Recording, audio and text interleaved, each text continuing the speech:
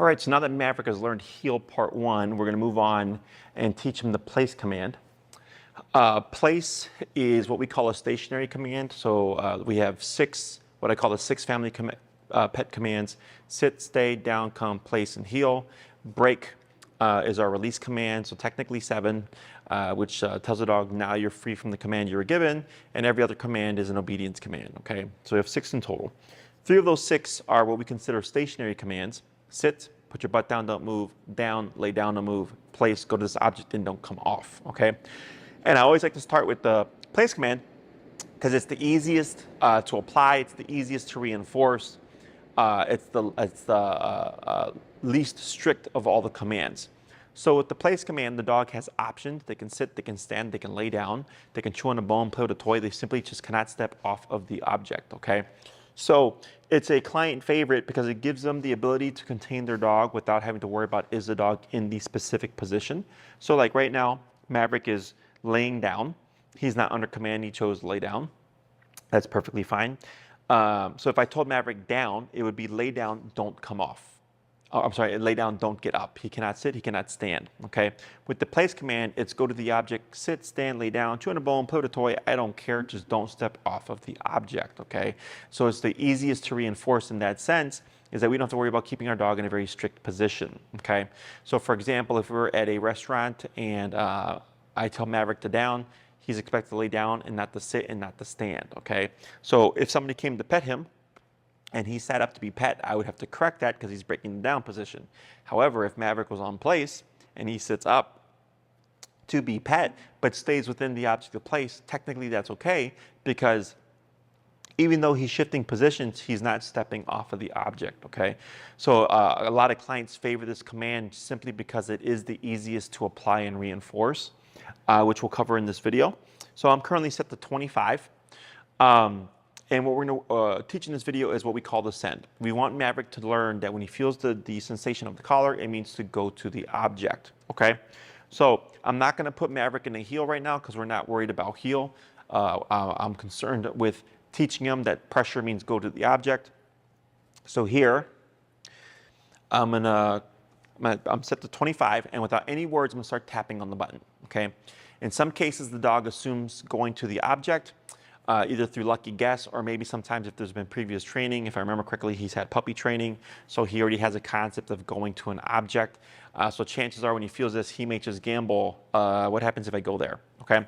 And when he goes, pressure turns off, right? So we want to teach the dog when the pressure turns on, it means go to the object. When the pressure turns off, that means you did something right, okay? So currently at 25, and tap, tap, tap, tap, tap. Let's go ahead and bump it, 30, tap, tap, tap. Let's go ahead and bump it, 35, tap, tap, tap, tap. Let's go ahead and bump it, 40, tap, tap, tap. So I know he feels it. 45, tap, tap, tap, tap, tap. There he goes. Very good. Okay, attaboy, good job.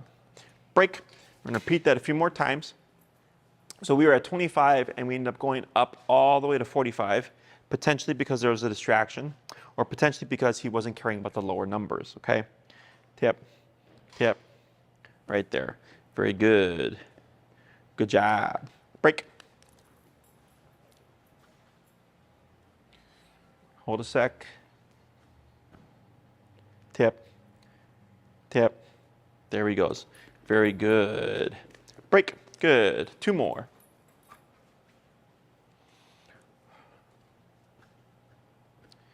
Tap, tap. There he goes. Good. 1 more. Break. Good boy. So every time I say break, it means your job is done. You're free to come off the object. Tap. There he goes. So here you can see when I tap on the collar, Maverick is responding to the pressure because after the tap happens, he's moving to the object, right? So the reason why we teach, everything that we teach is always without any verbal cue first and solely through pressure and a little bit of leash guidance, is it makes it much more obvious to the owner that the dog is responding to the collar. And even for me. So when I work with my clients, if the dog is previously trained and then they said place and they tapped on the collar to show me, I don't know why the dog went there. Did the dog go there because it heard the word place, or did the dog go there because the dog felt the pressure? Okay. So the reason why this is important is because we want to make sure the dog is responding to the pressure, because the pressure is going to be the tool that we're going to use to reinforce the command up to an off-leash level. Okay. So I've had clients where they'll say, my dog knows place, because when I say place, they'll go there. But when I tap them on the collar, they'll get off or they won't go there. And I'll tell them that tells me the dog is not conditioned correctly. Because if the dog is conditioned correctly, words or no words, the sensation of the collar should send the dog to the object. So in this case, for Maverick, it's clear that he's tying together pressure on my neck in this scenario means move to the object. Okay, so it makes it very clear both to the trainer and the owner that the dog is responding to pressure and is essentially getting the concept, which means when you feel the sensation in this particular context, it means go to your dog bed. Okay, so here I'm not worried about getting Maverick to stay there, at least in those 5 reps that I did. Now I am. So as I'm talking, it's been about 3 to 5 minutes. Maverick, and even if I move, Maverick is staying on the object of place. So that tells me he's getting the concept of me going here must be serious. Okay, and it's serious because, again, we're working with that working level, and he's going, it was concerning when it turned on. When I went to the object, it turned off. So I'm assuming that me being on this object is why the collar turned off. So I'm going to assume this is what I'm supposed to do. Okay, and all these concepts kind of stack on each other, and they're very simple concepts, but it's what helps the dog pick up on these things faster, because the dog is learning. Whenever I feel this, if I do the thing I'm being led to do, it will disappear. Okay, so then the dog over time has to realize the sit, the down, the place, the come, the heel, the stay. It's all meant to be functional. It's all meant to be adhered to, right? It's an obedience command, not an obedience request. Okay, so here again, talking for a few minutes, Maverick staying put, so all that's good. So with the place concept, there's 2 aspects to it. We have what we call the send and then the stay. Okay, the send is when Maverick feels the pressure and it means go to the object, and then the stay, of course, is don't come off of the object. Okay, so these are 2 different exercises. These are 2 different things that we work on. In this case, because we're teaching the concept of pressure and everything like that, I'm using the collar, of course, to send Maverick, so he learns pressure on, pressure off concepts. But then we take these little breaks here to let him rest and decompress from those few reps, because again, this is a stressor, but at the same time, we're working on the stay portion, okay, or the stationary portion. So here, you saw Maverick shift from laying down this way to laying down the opposite way, perfectly fine, okay? Break. Now, at home, technically speaking, if you put Maverick on place, for example, for an hour, and he doesn't move, that's great. And then if you told him break and he doesn't come off, technically that's fine, because you're telling him now you're free to come off, but if he chooses to stay, it's because he's choosing to stay, which is technically a choice, okay? So I'm at 45, and what we're going to begin doing here, tap, tap, is sending Maverick from different perspectives to place. Break. So originally, you saw me sending Maverick from the other direction. We did 5 reps of those. He did each of those pretty good. I don't think there was any issue there. So now we're sending Maverick still at about a foot away. And you can see him assuming already. And we do this because dogs are creatures of habit. Tap, tap. And if you always send him or make him do something, break a specific way or from a specific direction, and then one day you change it up after 1,000 reps of the same thing over and over again, the dog tends to fall into that habit, okay? So if I always sent Maverick, tap, good boy, from that particular direction 1,000 times, break, and then one day I send them from the other side, you would most likely see Maverick walk around and go the way he normally goes, because that's what we've practiced 1,000 times, okay? So what I like to do is once I get the concept down, tap, good, I want to start sending the dog from different directions, get a boy, break, right away, so that we don't create that problem in the future. And it's technically not a problem, right? But it is kind of funny when you send a dog from a different direction, you see him take the long way around. Place, tip, sorry, handler mistake, I jumped ahead there. Wasn't supposed to say that. So here, when Maverick hops on, if he chooses to lay down, again, not a problem. You can see him looking at me. This is not a requirement of place. It's not realistic. He's only doing so right now because we are currently training. So I like to go in reps of 5. So I did 5 sends from a foot away, the same direction. And then I did 5 sends a foot away from different directions. And now I'm going to do 5 sends from about 2 to 3 feet away, different directions. I'm gradually making it more difficult. The reason why I like the reps of 5 is it's very easy to keep track of. It's very easy to know when to move forward and when to stay at the same stage. So the dog must get at least 4 out of 5 to be considered passing. If they get less than that, then that means they, failed, so to speak. Let me just double check that my mic is on. Check, check, check, yep. Would be considered failing. So if I sent Maverick from 2 to 3 feet away and he got 2 out of 5 correct, that tells me that stage is he's not ready to go to the next one. So I would do another 5 at that same 2 to 3 foot distance, okay? If he fails that, and I try one more time and he still maybe gets 3 out of 5, I go, okay, apparently 2 to 3 feet away is too difficult. So I'm gonna go back a foot or go back a step and practice that some more. And maybe instead of going to 3 feet, I might only go to 2 feet or 1.5 feet to make it easier for the dog until they're ready for the next stage of training or the next level of distance, okay? So the reps of 5, the other reason why I like it is because dogs learn very quickly. When I train dogs on my own, I progress them very quickly because I can read when they're ready for the next stage. Whereas for the average dog owner, they're not aware of this. So if I don't give owners a structure, they tend to stay stuck at the same 1 foot away distance from the same direction. So I like to show them this reps of 5 and then gradually just make it more difficult before we go from 3 feet to 4 feet to 5 feet to 6 feet. Just little by little, different directions and all that stuff. And it keeps it engaging for the dog because it's not the same thing over and over and over again 100 times. And same thing for the owner, it's not the same thing over and over again 100 times.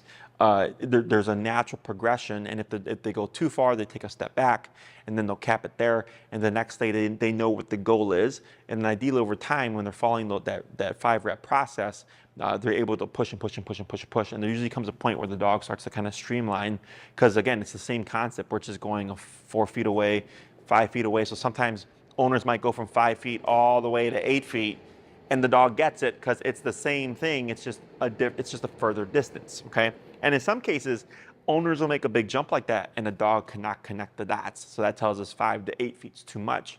Let's go in the middle. Let's try 6.5 feet, okay? So here I've been talking for approximately 5 to 10 minutes. Maverick not moving. I'm making all these movements and gestures and stuff. He's not moving. That's the expectation of place. Sometimes, owners, when I work with them, I'll have them walk around the placemat and stuff to add some distraction, because a lot of times dogs are inclined to follow the owner. And we're teaching the dog that we have nothing to do with the command. That place means go to the object and then don't come off. So when it comes to the place break exercise, the intention is to get Maverick to send easily, efficiently. It shouldn't take 20 taps to get him to go there. It shouldn't take him 30 seconds to go there. It should be fairly quick, okay? So break. So what we're gonna do now is add some distance here for Maverick. I'm gonna go about a 2 to 3 foot distance. About here. Same concept. I don't want to allow him to go on his own. Tap, tap, tap, tap, tap, and pull. So you can see here a little confusion. So you saw he was there and then he hugged in here, okay? And the last thing we taught was heel. So he might be thinking, we're further than that foot away, right? So he assumes the heel position. He came in tighter. I tapped a couple more times and then used a light leash pull to direct him towards the object, and then the pressure turned off. Break. So then eventually he starts to tie these two things together, and he realizes, oh, that tap doesn't mean come to your left side. In this particular context, it means to leave your side and go to the object, okay? Wait a moment, and tap, tap, tap. There he goes. Good. So on that third tap, he went to the object. Excellent. Break. Go boy. So the reason why we don't want to let the dog go on their own terms at this stage, or technically any stage really, when we're using obedience, tap, tap, there he goes, very good, is I want to make sure the dog knows they're only expected to go when they're cued. And technically right now, this is our cue. Break. Right? And then when we use our word place, place becomes our cue. But if Maverick assumes to go to the object before I can tap him, well, then it doesn't allow me to teach him that the tap sensation is what he's supposed to respond to. Tap. Good. One tap on that one. That was a good job. Good boy. Good boy. Break.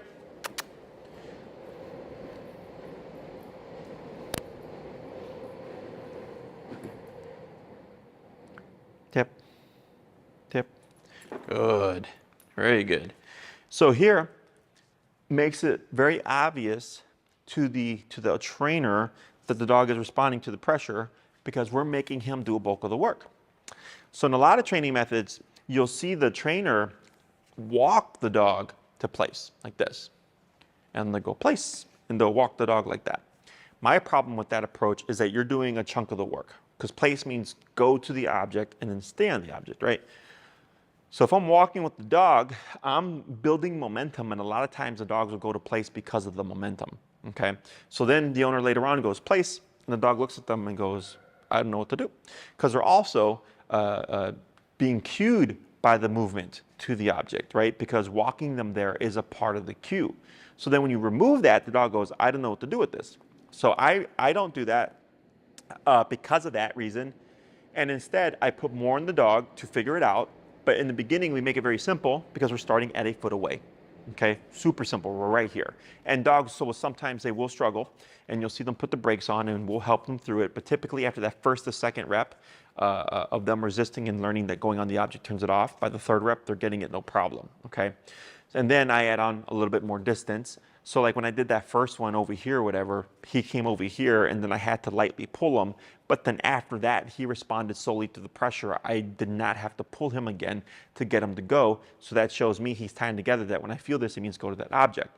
So if I'm trying to send the dog from a greater distance, like here, it's going to be easier to get him to do that because he's not reliant on me leading him there, okay? So it's a tiny little concept, but it does mean a lot from my experience. So Maverick doing really good. So here, once we layer in the verbal cue of place, which is what we're going to do next, is we don't say the word stay. The stay is implied, okay? We create the implication by practicing extended place. So when the dog decides to break because they're bored or they want to do something else, when we correct them, that teaches them that's not an option, okay? So here, let's say Maverick, I moved backwards and he decided to follow me because he assumed that he was being released. I wouldn't say no, I wouldn't say I wouldn't say place again. I would simply start tapping, and with the taps alone, ideally the dog would stop and go back to what they were doing, okay? If the dog is confused and you might see them scatter, after a couple of taps, I'll keep tapping and then use leash pressure to guide them back as little as possible. So I'm not dragging them there. I'm using a little bit of leash pressure with the remote pressure, and the remote pressure ultimately is what I want the dog to make the dog send to the object, okay? So especially here, if we're wanting off-leash control, you want to think the more you use this, right, the more you use this leash, the more dependent Maverick becomes to it, right? And the more dependent you are to it as well. And when he's off leash, 20 feet, 30 feet, or whatever, away from you, you're not going to have that anymore. You're only going to have this. But if you're used to always using this, or him always having you use it, they become dependent on it. And then when you don't have it, nobody knows what to do. Okay, so I always like to try to wean away the leash as much as possible, as quickly as possible, and I start using solely remote pressure to get the dog to figure things out, because in the long run, when they're fully off leash, that's going to be your only line of communication, or reliable communication, okay? Because you can always yell at the dog, you can always say, come, come, come, as many times as you want, but if you have nothing that'll make the dog return, then it's pointless, okay? So here, break. I'm going to layer in that break, break, break, the verbal cue, and you can see his resistance of wanting to come off. Now, technically speaking, that would be okay if we were in like a home setting and he was just there for a little bit. Place. Good. And the resistance is because he wants to avoid, because we're doing this back to back to the pressure. Break. Okay. It's perfectly normal. We do not tap the dog off or remote the dog off of the object, because that would create contradictory concepts there, right? We want the remote to send the dog to the object, not remove them from the object, because then it'll create confusion. place. Good. So here, I'm saying place, good boy, break, but I'm not tapping because Maverick is responding within a quarter to half a second. That's the time frame, that's the window that I give dogs, is a quarter to half a second to respond to the cue before pressure kicks in. Place. Good, nothing there. Good boy. 2 more. Break.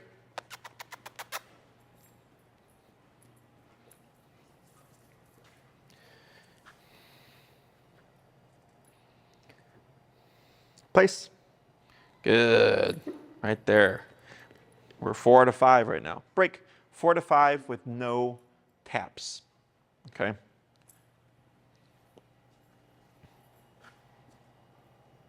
Place. Oh, I like that. He was over here, and he could have gone this way, but instead he went this way, which is technically the more efficient route. Good boy. So that's 5 out of 5, no taps. Okay. So the game here is if I give a command and he responds like that within that quarter to half a second window, he can avoid pressure. That is the game. Okay. The issue is most dog owners want to give the dog the opportunity to avoid the pressure. I use every opportunity to apply the pressure. Okay. So the dog goes, man, Jesse, he only gives me that tiny little window, and if I don't respond in that tiny little window, I'm going to get tapped, guaranteed. And that's what creates the instantaneous response. Okay. When I go place, place, place, and then I tap the dog goes, I can ignore you 3 times before it's going to happen. So it gives them a window of time to ignore you, and it gives them a window of time to delay. But if you go place, tap, place, tap, right, and just that small little window, the dog thinks like, man, I got to respond like that if I want to avoid the pressure. Okay, that's the game. And we do this every single time.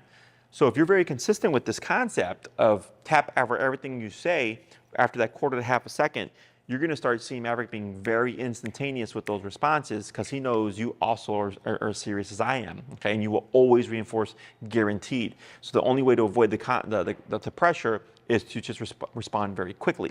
So I explain to people as, if you run a red light with the red light camera, it's guaranteed you're getting a $100 ticket, right? You're gonna run, you see the camera go off, and you're like, damn it, I'm gonna get a ticket, right? It's guaranteed. And that's what deters you in the future from doing it again. Same thing for the dog. If every time I tell him to do something and I remote him immediately, giving him that quarter half second window to respond, he thinks the only way to beat this is to respond super quickly. And over time, that's how we end up winning away the application of the remote. The collar will still be on, especially if we're like in an outside setting. Because remember, you think of your e-collar as a cop on a collar. When it's present, your dog's going to behave better, just like people drive better. But when he doesn't need it, if he's a good dog inside the house, you don't need it. If he's really excited when guests come over, you need it. You put it on, he behaves differently. You tell him to place, he stays on place for 2 to 3 hours while your guests come over and have lunch or something. Let's say he cools down or chills out after 15, 20 minutes of the people coming over, you can take the collar off. Then after that, you don't need it anymore. Every case is different. But definitely when you're outside with Maverick, I always tell my clients, you want to have your collar because even though you may not need to remote your dog to reinforce anything anymore, life sometimes can throw things at you that are unexpected, and this allows you to regain control in those situations. Okay, so here, when we want to practice the stationary aspect of place, what I tell my clients to do is whenever they're going to watch TV, work from home, read a book, be on the computer, noodle on their phone, anytime you're going to be still for 5 minutes, 30 minutes, 2 hours, you can practice stationary control. Let's say you're going to watch a movie, put on Maverick's equipment, bring his dog bed over next to the couch, place him, sit down, watch TV. You can step on the leash, have it in your hand or whatever as you're watching TV.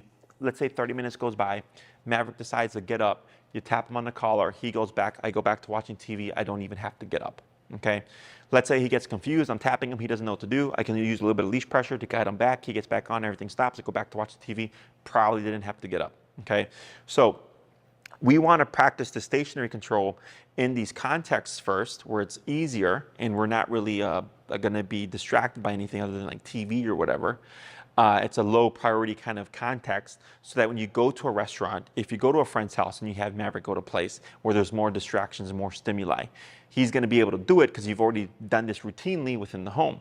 And I tell all my clients, anytime they learn something with their dog, is take what you've learned with your dog, obedience-wise, and find at least one time a day you can use it, realistically speaking. Heel is always the easiest because everybody, or most people walk their dogs 3 times a day, 7 days a week. So that's 3 times a day, 7 days a week that we're practicing heel. Recall is another very common one because clients want to be able to let their dogs be free and they want to be able to call them back. So those 2 commands typically get the most practice. All the other commands tend to get the least amount of practice, okay? But with the place command, if you're going to watch TV, eat breakfast, eat dinner, eat lunch, work from home, it's just anytime you're going to be sitting down for a bit and not moving, you can practice stationary control, okay? So here, taking advantage of that allows us to practice in these extended time frames so that when we do go to a restaurant or something, Maverick has done it before, it's going to be that much easier for him to be able to do it, okay? But if you go from these little 5-minute sessions and then one day you go to a restaurant hoping he'll sit still for 2 hours, it's not going to happen because you've never practiced it before, okay? So here, there's no limitation to how long Maverick can be on place. Dog sleeps 16 to 20 hours a day. You're just picking where he's doing for a portion of that day. You can also do multiple stationary place commands because it's not redundant. You can do 30 minutes in the morning, 2 hours in the afternoon, an hour in the evening. The sending exercise, place break, place break, place break, we would do 1 to 2 times a day for 2 to 3 minutes at a time, okay? Because it is redundant. It's frustrating for a dog to do something and be released, and that's why you started to see him earlier kind of pushing towards the object because he's getting a little frustrated. He's like, I already know what's going to happen. I want to avoid the pressure, so I'm going to try to go. But of course, we need to get him, we need to use the pressure so he learns to respond to the pressure, okay? So here, again, place one of the easiest commands to practice and apply, but it often gets overlooked, I believe, because it is just so easy. For dogs that struggle with overstimulation issues, place command is a very good command because it teaches them how to turn off, how to relax, which helps calm overstimulated minds or anxious minds, okay? Otherwise, Maverick is doing very good. He's responding to the pressure very well, and we ended this exercise at 45, okay? So that wraps up his day 1. And then right now he's going to go and he's going to do a long extended 2-hour place.